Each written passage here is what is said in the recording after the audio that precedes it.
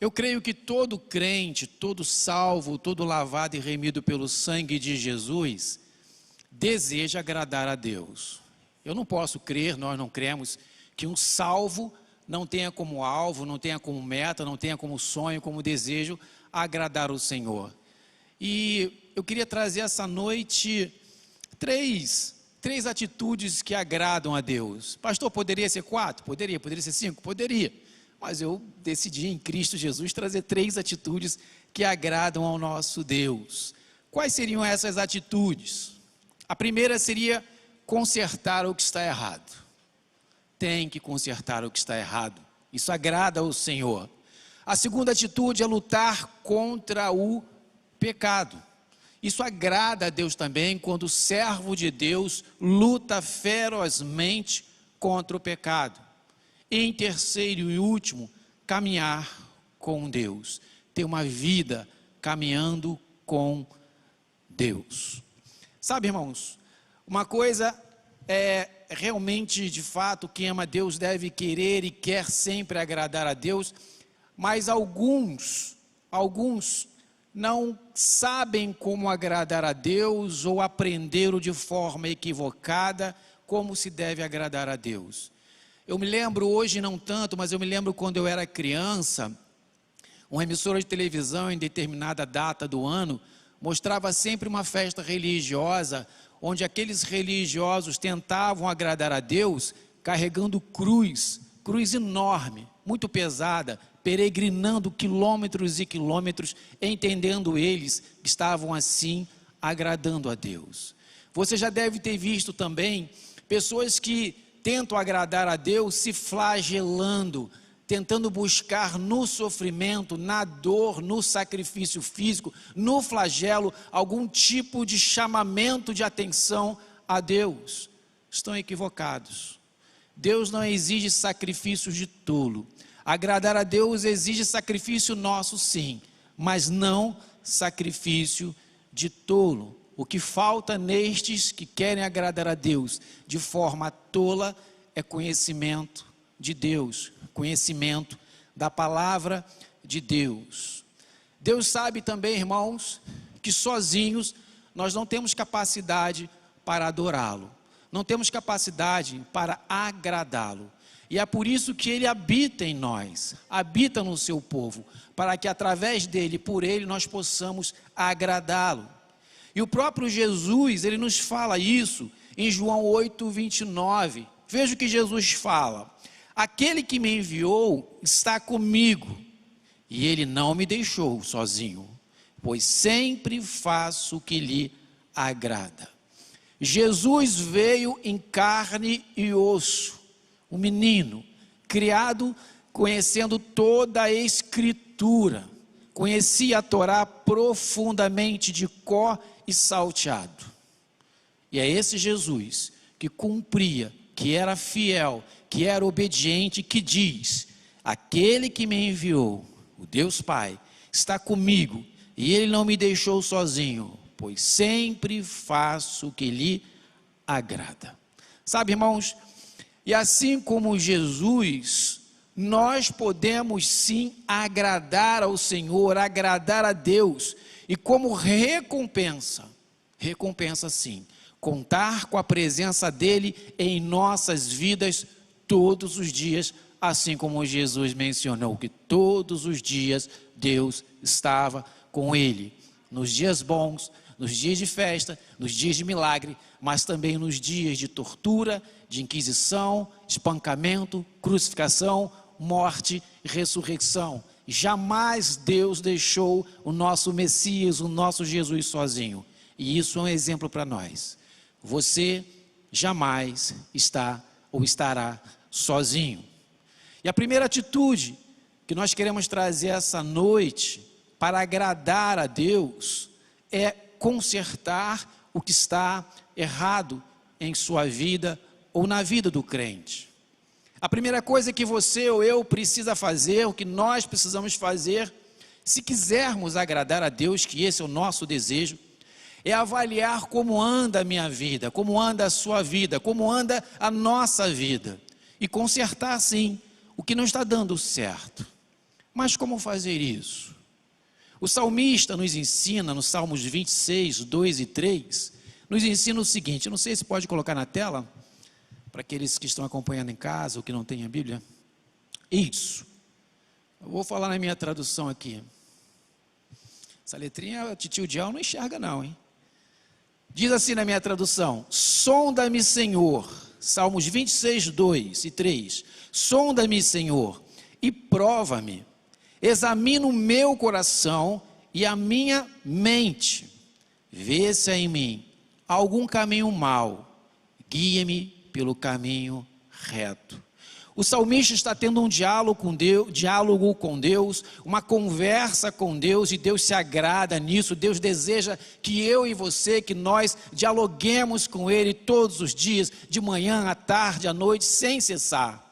O que o salmista está pedindo é muito simples. Ele está pedindo: ó Deus, sonda a minha mente, entra na minha mente. Não só no consciente, mas entra lá nas profundezas da minha mente e traz para a minha memória, para a minha mente, aquilo que eu tenho feito e que não te agrada e que não tenho consciência. Porque muitos crentes em Jesus, mesmo desejando acertar, cometem equívocos, erros que a Bíblia chama de pecado, de desobediência, simplesmente porque aquele pecado se tornou um hábito. Ele nem mais tem consciência de que está pecando, ou por ignorância, por não conhecer as Escrituras. E o salmista está dizendo: ó Deus, sonda-me, prova-me, examina o meu coração e a minha mente. Entra na minha mente e vê se há alguma coisa em mim, algum caminho mau, alguma coisa que te desagrada, Senhor. E diz mais: após fazer isso, após revelar aquilo que te desagrada, Senhor, guia-me pelo caminho reto. Talvez você não tenha consciência de todas as suas mazelas, de todos os seus pecados. Deus nos revela, se nós fizermos como o salmista, clamarmos, pedirmos, se nós tivermos interesse em agradar ao Senhor, esta oração do salmista passa a ser a nossa oração diária. Eu queria trazer para vocês um exemplo muito extraordinário, que é do nosso querido Neemias, que estava cativo na Babilônia, copeiro do rei. Esse texto mais longo, eu queria colocar isso na tela para nós lermos juntos. Neemias 1, do versículo 1 até o versículo 11. Eu não vou ler, eu vou ler explicando devagarzinho alguns versículos. Lembrando da história, Neemias estava cativo na Babilônia, Reino do Sul foi cativo, alguns ficaram em Jerusalém, mas muitos foram cativos, mas era um cativeiro, era uma escravidão não igual à do Egito, mas muitos podiam trabalhar, muitos hebreus podiam ter os seus negócios, prosperar, e Neemias, ele era copeiro do rei. Ele estava no topo da pirâmide dos cativos. Ele tinha relacionamento pessoal com o rei. Isso era um privilégio. E um dia Neemias ouviu notícias de que Jerusalém estava assolada, que seus muros estavam assolados, que as portas, grandes portas de madeiras haviam sido queimadas. E aí nós vamos ler essa narrativa agora de Neemias 1, de versículo 1 até o 4, vamos parar e depois retornamos. Diz assim: as palavras de Neemias, filhos de Acalias, no mês de Quisleu, no 20º ano, enquanto eu estava na cidade de Suzã, Hanani, um dos meus irmãos, veio de Judá com alguns outros sobreviventes do cativeiro, e também sobre Jerusalém. E eles me responderam: aqueles que sobreviveram ao cativeiro e estão lá na província, passam por grande sofrimento e humilhação. No muro de Jerusalém, o muro de Jerusalém foi derrubado e suas portas foram destruídas pelo fogo. Neemias falando: quando ouvi essas coisas, sentei-me e chorei, passei dias lamentando. Olha para mim, vou parar por aqui. Neemias amava o seu povo, Neemias amava a sua cidade. Apesar de Neemias não estar vivendo uma vida difícil lá, como em seu cativeiro, ele tinha de certa forma uma vida muito boa.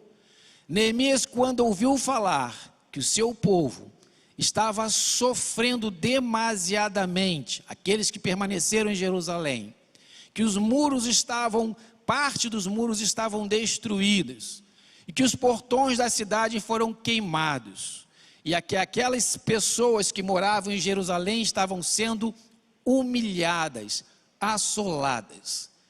Aqueles que ficaram em Jerusalém, eles não tinham nenhum tipo de proteção. Os muros e os portões serviam para impedir que qualquer pessoa estranha entrasse nas cidades. Sem muros e sem portões, qualquer um poderia entrar na cidade de Jerusalém. E o pouco que aqueles que lá estavam tinham, plantações, gados, a vida que eles tinham, de tempos em tempos era arrancado deles, porque bandidos e outras pessoas de outros povos entravam quando queriam na cidade e faziam o que queriam com aqueles que permaneceram na cidade. Se havia colheita, estes roubavam. Se havia qualquer tipo de alimento ou gado, estes roubavam. Espancavam os idosos, violavam as mulheres, matavam os jovens. Assolação naquela cidade de Jerusalém. Neemias sabia disso. O que Neemias fez? Quando ouvi, versículo 4, essas coisas, sentei-me e chorei. Passei dias lamentando. O que eu aprendo com isso, irmãos? Neemias era homem de Deus, como você é mulher de Deus e é homem de Deus. Mas quando Neemias recebeu uma palavra de tristeza, quando Neemias recebeu esta notícia, ele pranteou, Neemias chorou, Neemias lamentou, Neemias ficou angustiado. Às vezes nós ouvimos, nós que participamos muito de sepultamento, eu e o pastor Carlos, ou estamos em um hospital, nós ouvimos às vezes parentes falando para filhos ou sobrinhos, para não chorar, para não chorar. Irmãos, no dia que você recebe uma notícia ruim, você precisa sim prantear, você precisa sim chorar, você precisa sim lamentar, você precisa sim ficar com o coração angustiado, extravasar, choro, mais choro e choro, dias chorando se for preciso. Não adianta tentar ser forte, porque se você engolir o choro, como as pessoas dizem, isso vai te trazer doenças emocionais e o seu físico, o seu corpo vai reagir com doenças piores do que o choro. Neemias nos dá um ensinamento, é preciso chorar sim. E a palavra de Deus nos diz que existem tempos de alegria e de festas, mas existem tempos de pranto, de choro, de angústia, de tristeza. Você vai se lembrar que o próprio Jesus chorou, o próprio Jesus ficou angustiado. Por que você não vai chorar, irmãos? Porque você não vai ter medo, porque você não vai se entristecer. E o texto diz, passei dias lamentando. Mas o texto não para por aí. O texto, coloca na tela por favor, Rodrigo. O texto diz, versículo 4. Quando ouvi essas coisas, sentei-me e chorei. Passei dias lamentando, mas jejuando e orando ao Deus dos céus. Recebeu notícia ruim? Chore sim. Mas não chore sozinho, irmãos. Chore na presença do Senhor. Não existe lugar melhor para você chorar que é na presença do Senhor. Está angustiado? Se angustie sim, mas se angustie na presença do Senhor. Está entristecido? Se entristeça, mas se entristeça na presença do Senhor, jejuando, orando, buscando, clamando, subindo ao monte se você tiver saúde, participando dos cultos de oração às 6 da manhã, lendo a palavra de Deus, estando em comunhão com o Senhor. sofra, chore, pranteie, viva o teu luto, mas na presença do Senhor. É isso que Neemias nos ensina. Sentei-me e chorei, passei dias lamentando, mas jejuando e orando ao Deus dos céus. Deus nunca te deixa sozinho. Você pode até tentar deixar Deus, mas Deus nunca te deixa sozinho. Deus está preocupado com cada lágrima que você derrama. Deus não deixa você chorar sozinho. Ele está presente em sua vida. E Ele está cuidando de você como cuidou de Neemias. E deseja profundamente restaurar o seu ânimo. E sabe como Ele vai restaurar? Vem logo a seguir. Versículo 5. Neemias falando. Então eu disse, Senhor, Deus dos céus, Neemias orando, falando com Deus, Senhor, Deus dos céus, Deus grande e temível, fiel à aliança e misericordioso com os que o amam e obedecem aos seus mandamentos. Que os teus ouvidos estejam atentos e os teus olhos estejam abertos para ouvir a oração que o teu servo está fazendo. Está fazendo quando? Dia e noite, diante de ti. Em favor de quem? Em favor de teus servos, o povo de Israel. Paro por aqui. Irmãos, Neemias tinha uma boa vida. Em nenhum momento você vai encontrar alguma queixa a respeito da vida de Neemias. Ele estava, como eu disse atrás, no topo da pirâmide dos escravos, dos servos do rei. Ele servia diretamente ao rei. Ele tinha um privilégio, óbvio, corria risco de morrer a qualquer momento. Porque o rei tinha esse poder de vida e morte, mas ele era servo de Deus. Então ele tinha também o privilégio de servir a Deus. Quando ele recebe essa informação, mesmo ele tendo uma vida boa, ele se compadece pelo seu povo. Ele se compadece pela sua nação. Por isso ele chora, por isso ele pranteia. Ele não está chorando pelos seus filhos, ele não está chorando pelo seu casamento, ele não está chorando pelos seus negócios, ele está chorando pela tristeza dos seus irmãos, dos seus compatriotas, de sua cidade. Ele estava bem, mas ele se compadeceu. Por isso aqui ele está dizendo no versículo 6, que os teus ouvidos, ó Deus, estejam atentos, e os teus olhos estejam diante de ti, em favor não de mim. Versículo 6, mas em favor de teus servos, o povo de Israel. Eu abro um parênteses aqui para você.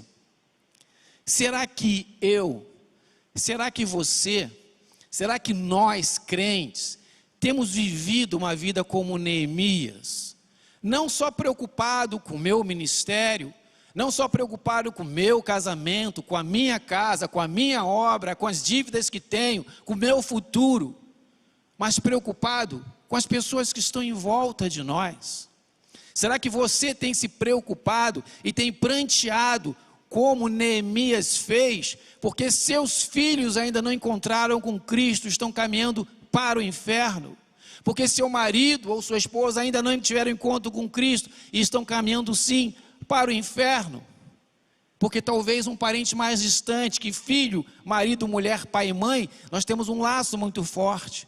Mas será que você tem pranteado, orado, buscado, chorado aos pés da cruz pelos seus vizinhos, por parentes distantes, primos, tios, colegas de trabalho? Irmãos, a dor que Neemias sentia era a dor do outro, da mazela do outro. A oração que Neemias faz não é por sua casa, ou sua família, ou seus negócios, mas é pelo negócio dos outros. E continua Neemias. Versículo 6, Rodrigo, por gentileza. Diz assim, Neemias 1, versículo 6. Diz assim, vou iniciar o 6 para continuar o contexto.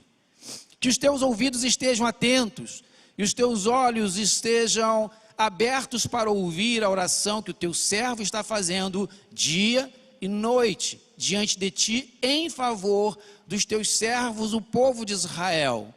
vem agora, confesso os pecados que nós, os israelitas, temos cometido contra ti. Sim, eu e o meu povo temos pecado contra ti.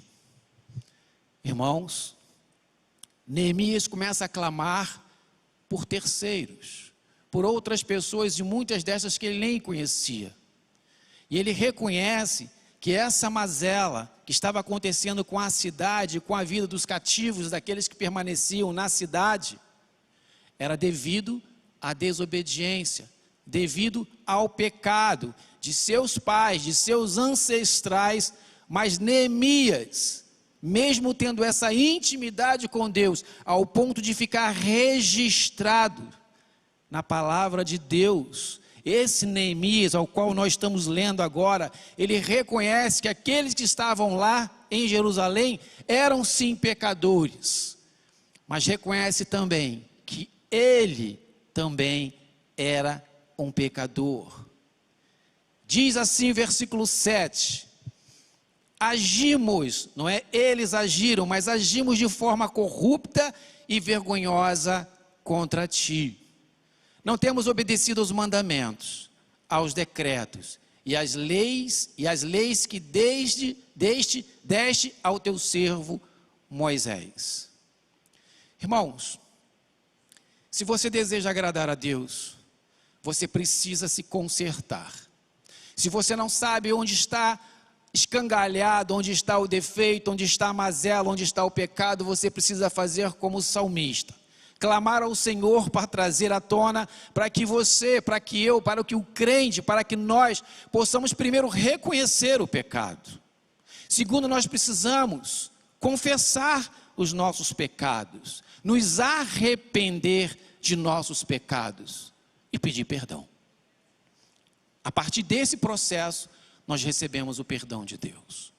Neemias, ele nos dá um exemplo de que para que ele e todo o povo possa ser abundantemente abençoado por Deus, porque da mesma maneira que Deus foi justo e aplicou a justiça ao povo, Deus também estava disposto e ansioso, se assim posso dizer, para abençoar. Mas para abençoar, Deus queria ouvir de sua voz, da voz do seu povo, o clamor de reconhecimento, o arrependimento, a confissão e o pedido de perdão.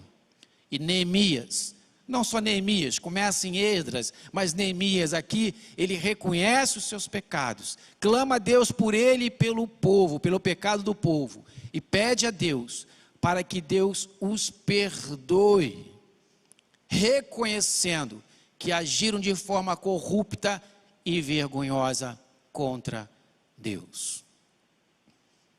Você e eu, nós precisamos reconhecer diariamente que muitas vezes, consciente, agimos de forma corrupta e vergonhosa diante de Deus. Se eu desejo agradar a Deus, eu preciso consertar o que está errado. Quando Deus percebe em seu coração e meu coração que eu desejo consertar-me, olha o que acontece. Versículo 8. Lembra-te agora, versículo 8, Rodrigo. Lembra-te agora do que disseste a Moisés, teu servo. Se vocês forem infiéis, eu os espalharei entre as nações. E foi o que aconteceu. 9. Mas se voltarem para mim e obedecerem aos meus mandamentos e os puserem em prática, mesmo que vocês estejam espalhados pelos lugares mais distantes debaixo do céu, de lá eu, Deus, os reunirei e os trarei para o lugar que escolhi para estabelecer o meu nome.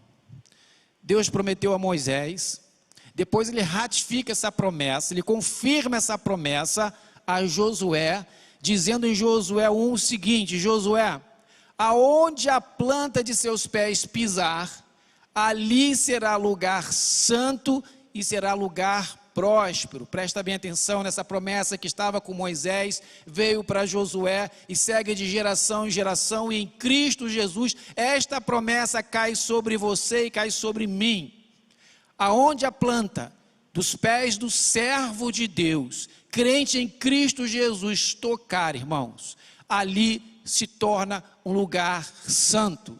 Satanás não pode ali se manifestar, não pode tocar. E se torna ainda, diz lá em Josué 1, que se torna além do lugar santo, se torna um lugar próspero, onde mana leite e mel. Mas vem a segunda instrução, essa é a promessa que nós lemos, Neemias lembrou. Mas a instrução que Deus deu a Moisés e Deus deu a Josué, foi que Josué, para receber, para tornar os seus pés santos e santificar os lugares onde ele estivesse, e haver prosperidade, isso é para você e para mim, havia uma regra básica. Ele disse a Josué, Deus disse a Josué, não se desvie, não se aparte da minha lei, do livro da lei, da palavra de Deus. Não se desvie nem para a direita, nem para a esquerda. Se assim o fizer, eu o abençoarei em tudo que fizeres. Essa é a promessa para você. Essa promessa é para o povo de Deus. E foi nessa promessa que Neemias se firmou.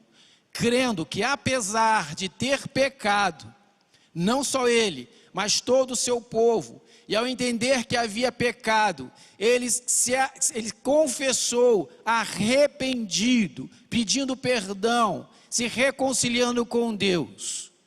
E aí ele se lembra da promessa. E esta promessa se cumpre na vida de Neemias. E Neemias faz esta oração, não vou continuar lendo o texto, porque eu vou usar outros textos. Faz esta oração para chegar até o rei Artaxerxes, que quando alguém chegava perto do rei, o rei tinha autoridade de vida e morte. Se um funcionário, se um copeiro estivesse com aparência que desagradasse o rei, se falasse alguma coisa que desagradasse ao rei, se estivesse vestindo de uma forma que desagradasse ao rei, se estivesse triste, por exemplo, o rei poderia matar ou mandar matar. E Neemias chega à presença do rei, como sempre, para servir, e o rei olha para Neemias e vê o quê? Uma aparência de tristeza. Era pena de morte. Mas o rei, ao invés de mandar matar, se compadece. A graça e misericórdia de Deus toma posse do rei Artaxerxes, e ele, ao invés de matar Neemias, pergunta, o que tu queres que eu faça para ti? E Neemias, a partir dali, inicia a reconstrução dos muros de Jerusalém, das portas que ali foram queimadas, recebe soldados para acompanhar, cartas para passar pelas províncias e toda a estrutura necessária para reconstruir os muros de Jerusalém. E o texto diz que o milagre de Deus, apesar das lutas, você conhece esse texto, leia se não conhecer, é fantástico. Apesar de todas as provações que Neemias passou, Neemias consegue completar a obra em 52 dias. Milagre do Senhor. Sabe, irmãos, se você deseja agradar a Deus, você precisa reconhecer as suas mazelas, os seus pecados, consertar aquilo que está errado. Consertar o que está errado em sua vida. Se você está consciente do que está errado, clame ao Senhor, Deus, tem misericórdia de mim, Senhor.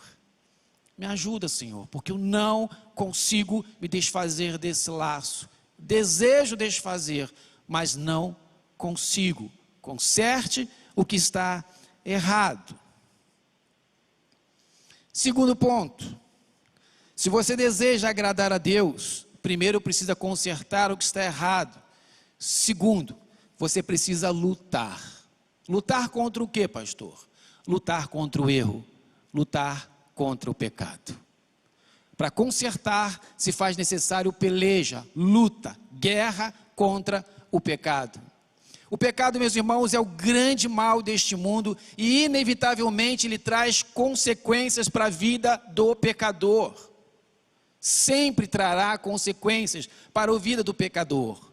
O pecado custou a vida de Jesus na cruz para podermos ficar livres em Cristo Jesus. Jesus precisou morrer na cruz, derramar o seu sangue por mim e por você. A história de nossa fé nos mostra, irmãos, que ao longo dos tempos, toda vez que o povo agradava a Deus, era obediente a Deus, o povo prosperava, o povo era abençoado. Mas toda vez que o povo desobedecia a Deus, quando o povo pecava, não tinha outro caminho a não ser a maldição. Sabe, não é Deus que levava a maldição, Deus retira a sua mão de poder, retira a sua mão de graça, de misericórdia, de proteção, e o próprio pecado faz com que as mazelas, a dor, o sofrimento caia sobre o pecador. E é isso que aconteceu ao longo da história do Novo Testamento, do povo hebreu, e ao longo da carreira espiritual que vocês já leram no Novo Testamento. O apóstolo Paulo disse, em Romanos 6:23, o salário do pecado é a morte. E isso significa, irmãos, que toda lágrima, toda dor e a morte tem a sua origem no pecado. Toda lágrima, todo o sofrimento da humanidade tem origem lá atrás no Éden, no pecado de Adão que nos representa. Por isso, se quisermos agradar a Deus, precisamos lutar sim contra este mal, contra o pecado, todos os dias. Por mais difícil que seja, nós precisamos lutar contra o pecado. E o primeiro passo para nós lutarmos contra o pecado, é reconhecer a nossa fraqueza, que eu já falei. Mateus 26:41 diz, Jesus falando para os seus discípulos, quando ele foi orar antes de sua crucificação, Jesus estava angustiado, Jesus estava entristecido, Jesus precisava de orar e pediu para que os seus amigos discípulos orassem com ele. E por 3 vezes, Jesus retorna aos seus discípulos, eles estavam dormindo. E Jesus fala para eles, e fala para nós, vigiem e orem, para que não caiam em tentação. O espírito está forte, mas a carne é fraca. Vigiar e orar todos os dias, é o que Jesus nos ensina. E algumas pessoas não conseguem vencer as fraquezas da carne, porque fingem que elas não existem, que não são perigosas o bastante para derrubá-los, até que sem perceber, já caíram, já estão em pecado, já estão em ruínas, já está infeliz. Irmãos, quantas pessoas eu tenho recebido ao longo da minha carreira curta aqui na igreja, recebo no gabinete, pessoas tão sofridas, porque lá atrás, no início de sua juventude, conhecendo Deus, com pais crentes, abandonaram o evangelho por diversas razões. Semanas atrás recebi uma jovem dizendo que abandonou o evangelho aos 17 anos porque se decepcionou, não foi recebida na igreja, foi segregada na igreja. E ela acabou se decepcionando e afastou-se. Irmãos, que vida triste. Hoje está retornando para o evangelho. Mas, irmãos, quanto sofrimento, porque lá atrás entrou e se enveredou no pecado. Nós precisamos ter a atitude sim de lutar contra o pecado. E é preciso fazer como o salmista todos os dias, como eu já li, sonda-me, Senhor, sonda-me. Porque vocês crentes, quando vivem em pecado, quando o crente vive em pecado e nem tem consciência disso, muitos crentes não têm consciência do pecado e precisam da revelação do Espírito Santo de Deus. Alguns crentes vão vivendo dentro da igreja, cheios de pecados. E nós temos, o crente aprendeu a ter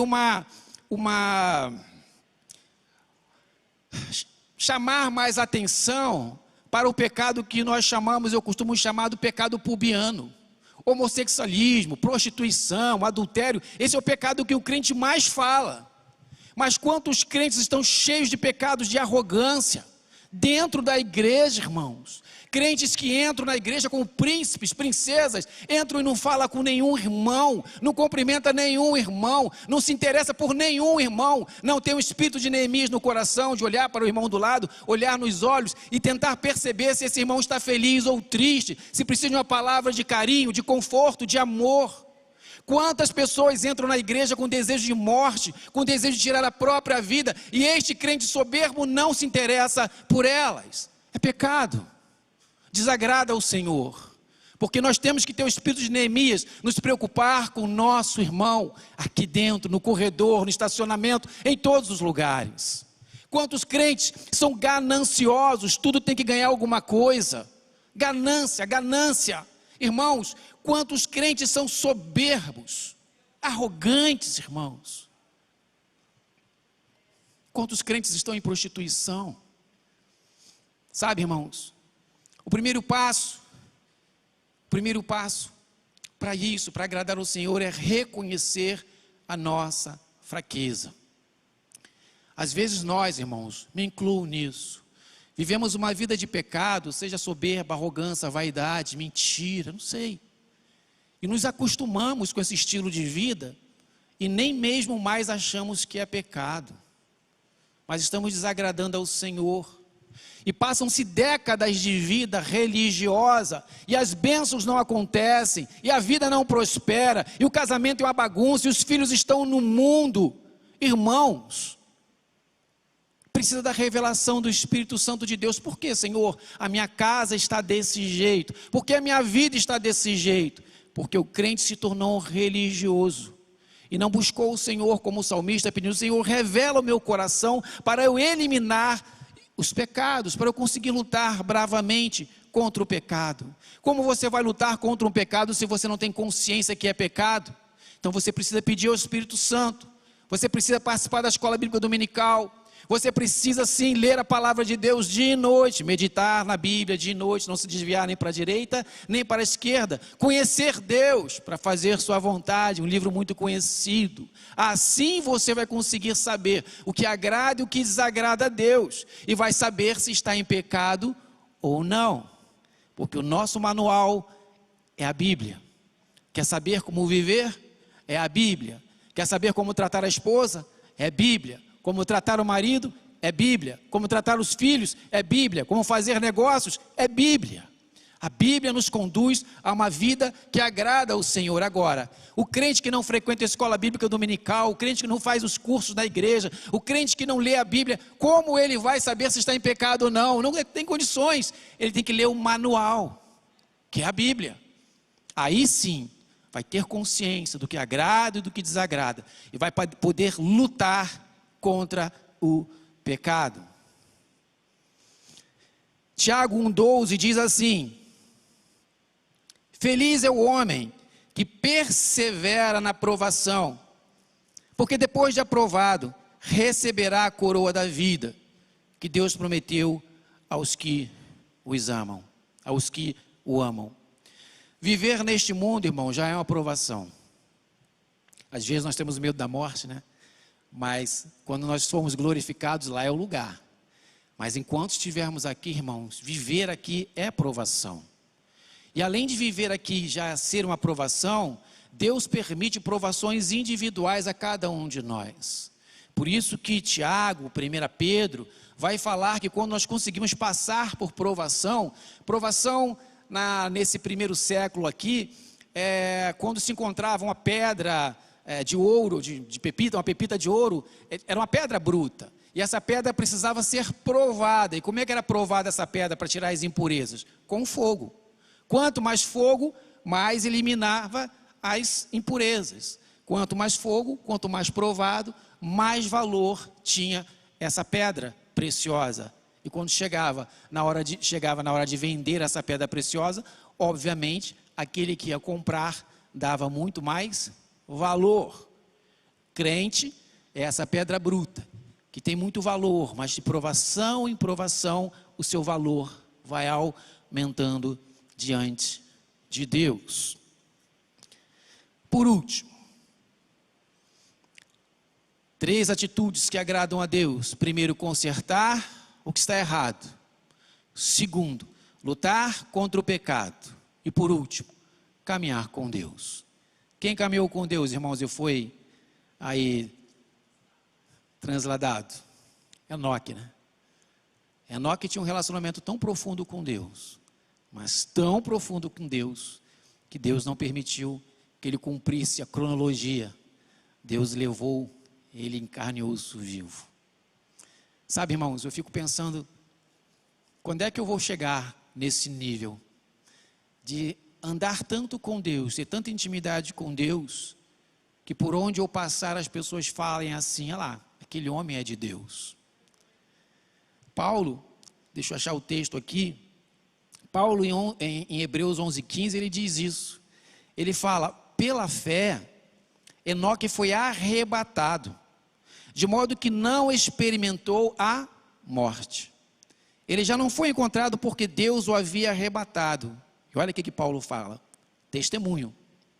Pois antes de ser arrebatado, recebeu testemunho de que tinha agradado a Deus.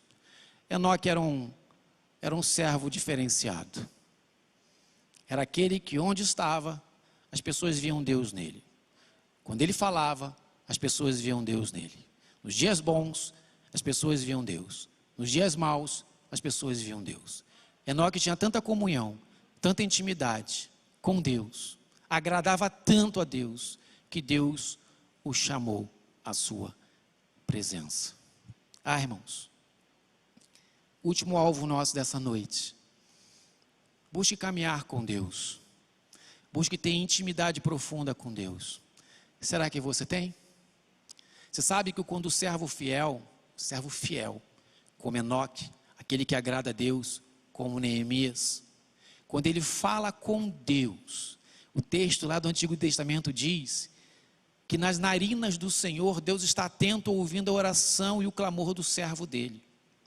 E o texto diz que, como suave perfume, a oração, a voz, o clamor chega nas narinas do Senhor.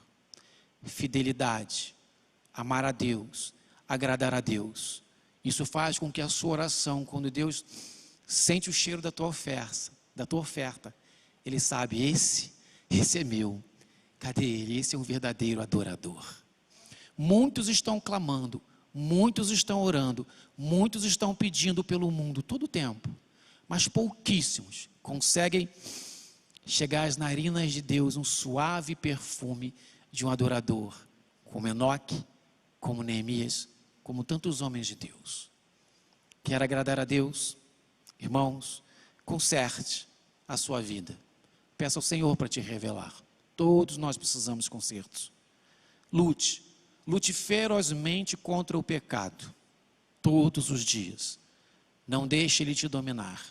Não deixe ele se tornar íntimo seu. E por último, caminhe com Deus. Como eu caminho com Deus, pastor? Você caminha com Deus orando. Você caminha com Deus buscando o Senhor. Você caminha com Deus cantando, louvando, adorando, fazendo a sua vontade. Buscando a vontade de Deus em sua vida através da leitura da palavra diariamente. E Ele vai falar tudo o que você precisa ouvir diariamente. E você vai tomar as decisões não baseadas nas suas vontades, nos seus desejos, nas suas emoções, mas vai tomar as decisões importantes, mais importantes na sua vida, baseados na vontade de Deus. Porque você sabe o que agrada e o que desagrada a Deus. E vai fazer com que Deus alegre o seu coração. E você alegrará o coração de Deus, como Neemias, como Esdras, como Enoque e como muitos outros homens de Deus foram abençoados porque foram fiéis ao Senhor e agradaram a Deus. Amém?